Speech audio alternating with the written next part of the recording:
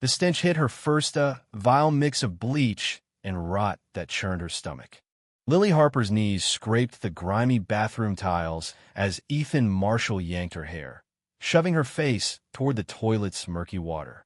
Laughter ricocheted off the walls, and 23 phones glowed, streaming her humiliation live. "Drink," Ethan hissed, voice like a blade, "or I'll make you regret what you saw." Lily's body trembled, her fingers clawing at the porcelain, but Caleb Dunn pinned her wrists. The yellow water, flecked with tissue, loomed inches away. "Please," she whispered, "don't." But they didn't stop. 4 months earlier, Lily was a ghost at Crestwood High in Seattle, Washington, a shy junior who ate lunch alone behind the art building, poring over her mom's old botany journals. No one noticed her until that crisp October day in 2024. She found a new spot by the groundskeeper's shed, the air cool as she unwrapped her usual turkey sandwich. Lost in plant diagrams, she froze when voices broke the silence. 60 grand this month, someone bragged. These rich kids are hooked.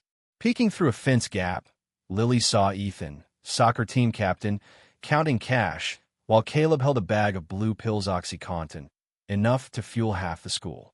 "My dad's asking questions," Caleb muttered. "Says we're playing too rough." Ethan smirked. "He's clueless. We're state champs because of this. You think I'm quitting now?" A branch cracked under Lily's foot. Their eyes locked on hers. Her sandwich hit the dirt. She bolted, but Caleb was faster, cutting her off. Ethan sauntered up, predator calm. "I didn't see anything," Lily stammered. "I swear." Ethan's gaze was ice. "I believe you, smart girl. But I hate loose ends."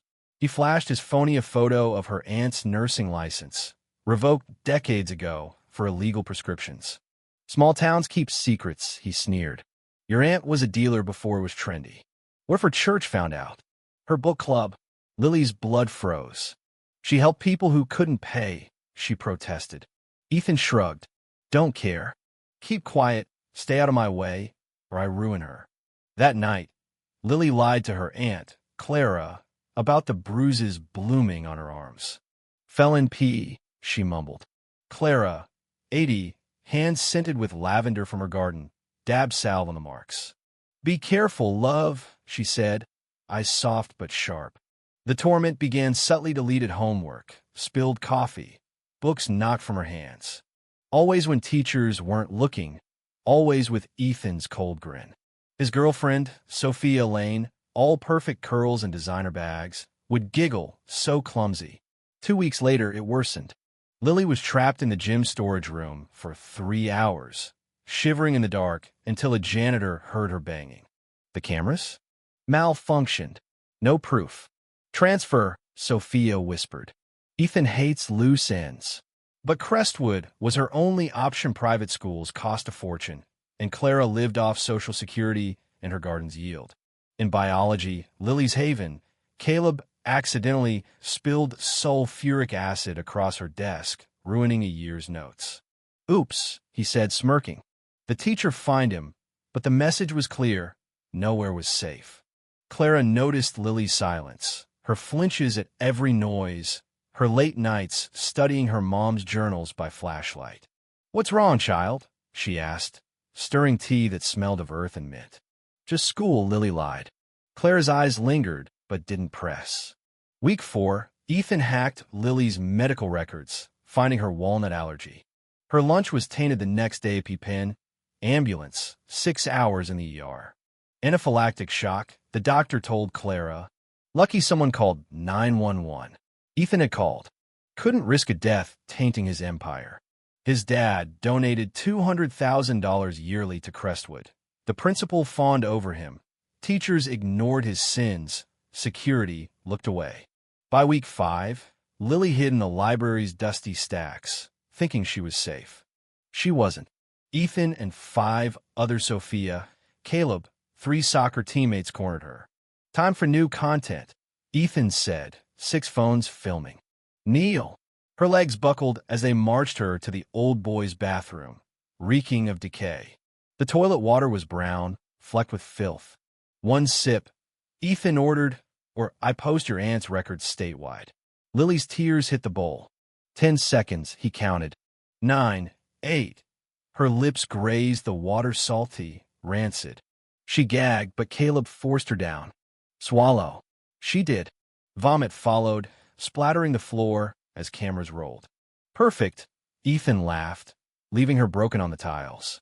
Lily staggered home, collapsing in Clara's arms. The truth spilled: Ethan's drugs, the threats, the toilet. Clara rocked her, then fetched a worn leather journal. Your mom wasn't just a botanist, she said. We're healers from a line of women who know plants, secrets, cures, curses. They called us witches, hunted us. We hid, used our gifts quietly. The journal held ancient formulas, defying modern science. Sometimes, Clara said, healing means cutting out the rot. Sleepless, Lily dug through her mom's books: herbalism, toxicology, notes on Gelsemium elegans, a paralytic plant. Clara's journal revealed a local weed that, combined, could induce temporary paralysis.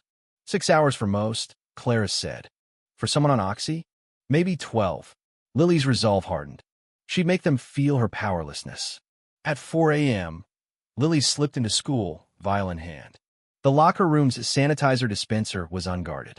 She poured in her colorless, odorless mix, feeling not fear, but purpose. At practice, Ethan and his crew used the sanitizer.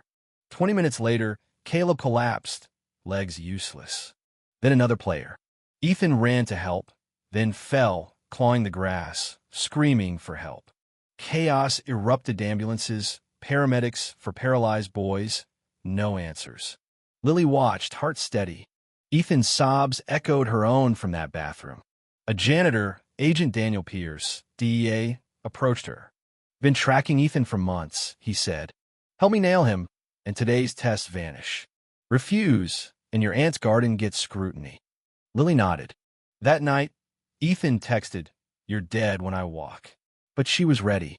At midnight, Lily met Ethan at an abandoned cannery on Puget Drive. He wasn't alone. Caleb and 2 others flanked him.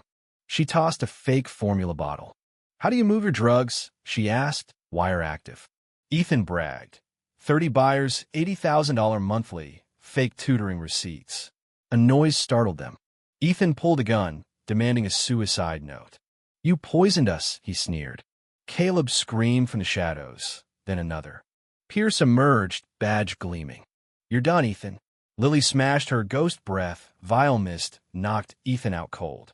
Agents swarmed, finding his stash, cash, and ledger. The trial was swift. Ethan got 10 years, nerve damage leaving him limping. Sophia flipped, exposing the network. Crestwood expelled 23 students. Parents faced charges. Lily earned a scholarship to Washington State's botany program, funded by Pierce.